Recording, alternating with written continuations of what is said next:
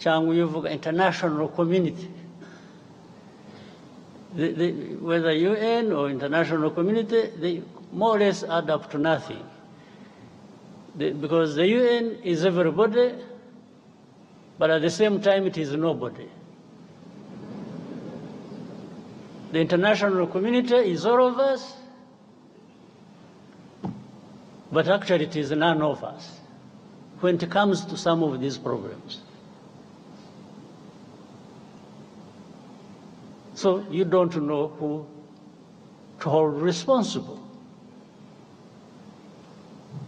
Who is supposed to be held responsible? In the end, the convenient path is to find a culprit, to find somebody who is responsible, and that becomes Rwanda. When you talk about Rwanda, you know what you're talking about. It is this small country of ours, you, me, and others. But when you say international community, you really, who are you talking about? Now, that force was put there. I just use a simple explanation to try and cut the long story short.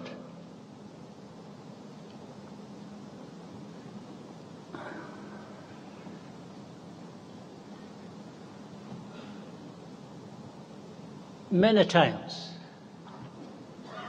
I meet ambassadors of countries credited here, either based here or based outside. Or I meet government ministers of different countries. When you are talking about this problem of Congo,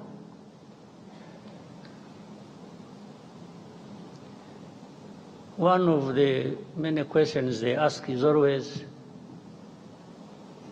how many Interahamwe are there in Congo? How many FDLR? In other words, what they are trying to say is, you have turned it into such a big problem when actually they say some of them are old. They are 90 years old. Say, but if you are saying they are 90 years old, it means they are there.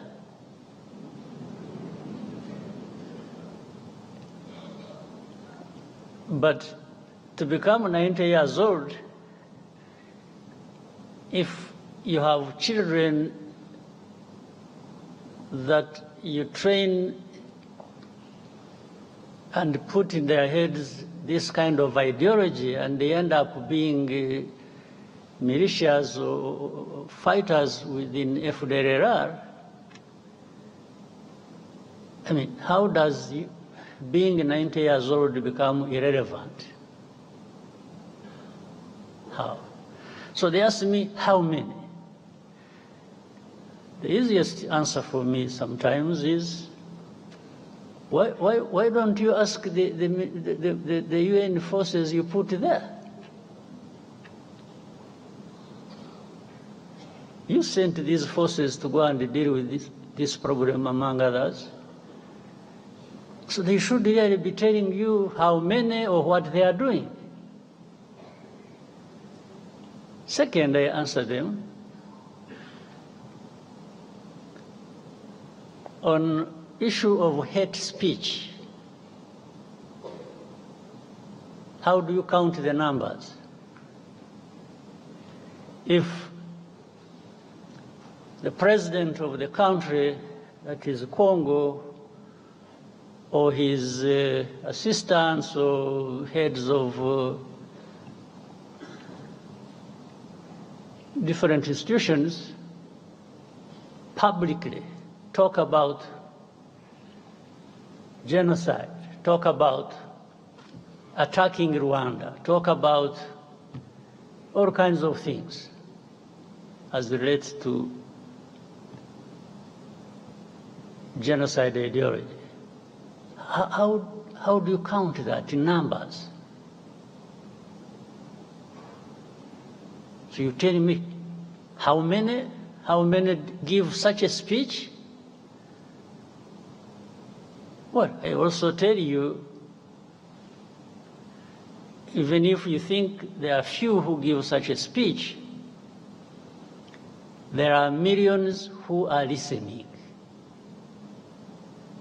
And among them, they are recruited into that, and they become part of the threat that Rwanda faces.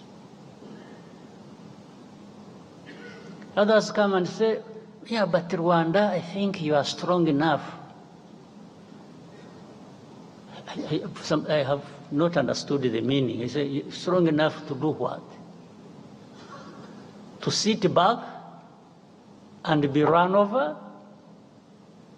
I said, is that what you do in your own countries?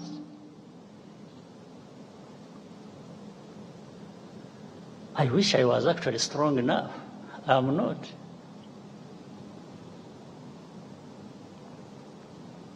I wish I was strong at all. Then I would, take such threats as simple as something I can deal with as and when I need to do that. But I'm not, because I'm not in the end, because I even depend on you. One day you decide these people, international community, they have, I think they took things literally. They are helpful. I would say they are helpful. They have been supportive. But they even are supportive in creating problems for us. They are helpful in one sense of solving the problems, and helpful in another sense of creating problems for us. The amount of threats we come under on a daily basis. We will do this if you don't do this. We will do that if you don't do that. Sometimes you feel choked by this kind of. But instead of being choked by all of that, I'll be choked by just being defiant and telling you to go to hell.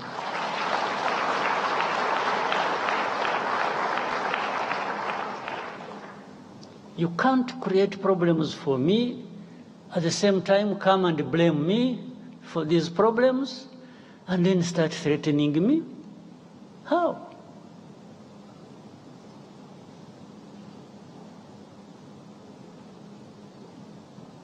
How?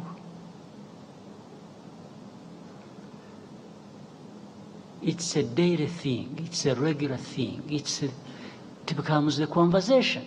Instead of addressing the problem the way it should be, these Congolese are very lucky. This Tshisekedi man who stands there and abuses people and threatens and does that, and then in the end, this same international community comes to me and says, yeah, you see, you need to do this, I say, what? And I tell them, don't you realize that by doing that, you are actually emboldening this person not to find a solution to their problems, or whatever problems that are between us and them. You treat a country or a president or a government like a spoiled child. You look back and ask, check. There is no blame that ever goes to the very people who created this problem and who continue in the same problem. But when it comes to Rwanda, it's our problems we are blamed for, and it's their problems we are blamed for. So we are blamed for two kinds of problems. Our own, we may have our own problems, that for sure we'll own up and deal with that. But how do we deal with the blame for other people's problem they should be owning up to and dealing with? How do we deal with that? Just by threats? You come threaten people, I will do this. Well, some of them did whatever they did. But I hesitate to tell them. I say, okay, you did that, so what did you get out of it? Whatever you did, what did you get out of it? The situation just go to us. And for me, from the beginning, it was obvious it was going to get worse, because you are not addressing the root cause of the problem. Instead, you are just massaging the people who are actually behind these problems. So how does the world expect us to behave? Just listen to them and do whatever they ask us to do, even if it is leading to our own destruction?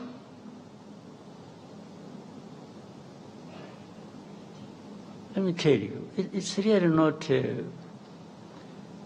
for our existence, for our well-being, for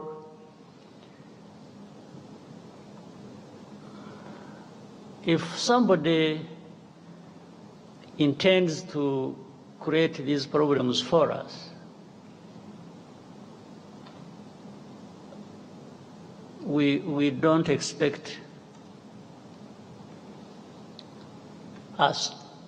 we don't expect to be asked to ask for favors from the ones who are causing these problems to us. We are not going to ask for a favor. Well, maybe someday, when there are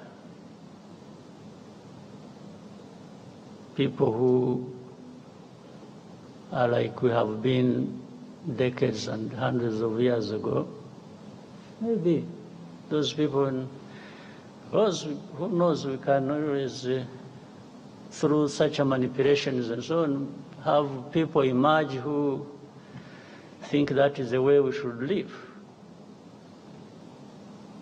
Maybe, I don't know, but in some of us' lifetime, in our lifetime, some of us will try and stand up to that.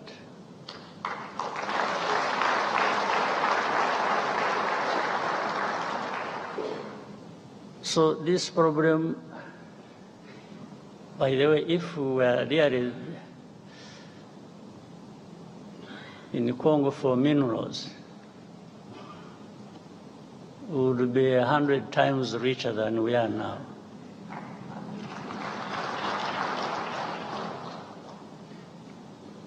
But I think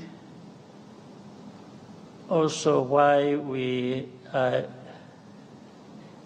and you know, I saw recently people sort of celebrating, say, you see, we have always said Rwanda is in Congo, and they have been denying, now they have, no, that is nonsense. I think people who are being told are not listening. And what they have been told for years, they have not been listening, because I've been asked thousands of times, is Rwanda in Congo? There is something that says everything you need to know about defensive measures we took to deal with that threat coming from Eastern Congo or from Congo. Now, my answer, simple answer, which says everything, has always been, if you ask me whether we are in Congo,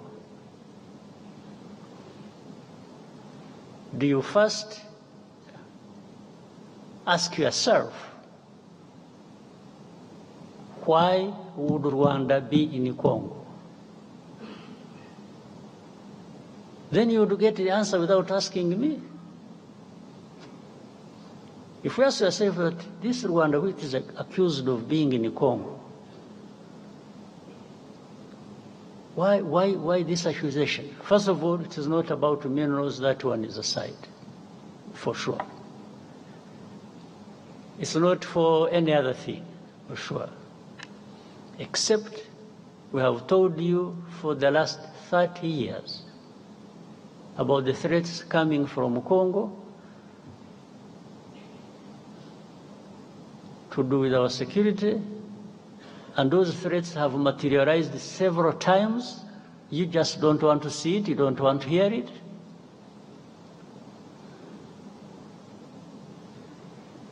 So, but what are they looking for? When they're asking you, are you in Congo? Are you in Congo? Either you say no,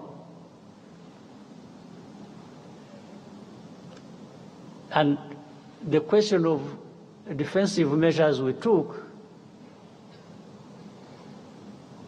are also seen as if they are not there. And if you say yes, that becomes the only problem in the world to deal with.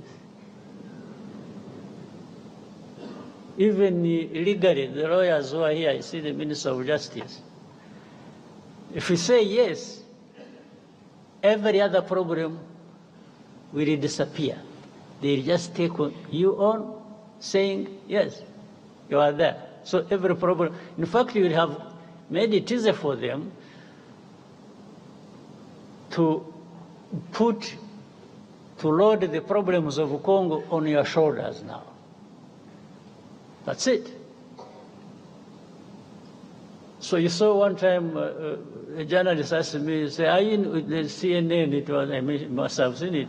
And when I said, I don't know. Simply, that is really technically not an answer I should have given.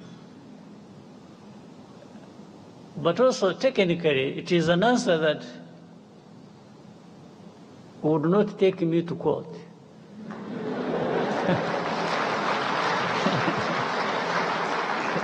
So, how do you prosecute an ignorant man who doesn't know what you're even talking about? It becomes difficult. So, but this whole back and forth thing has trivialized the real issue. The real problem has been trivialized.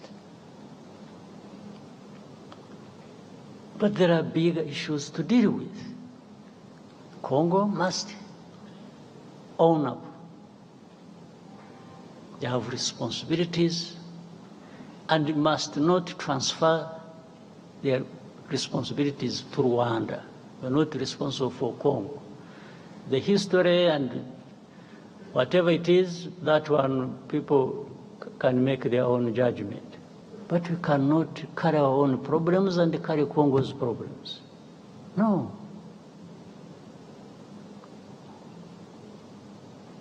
And for protecting our people, that one we shall. There's no question about it.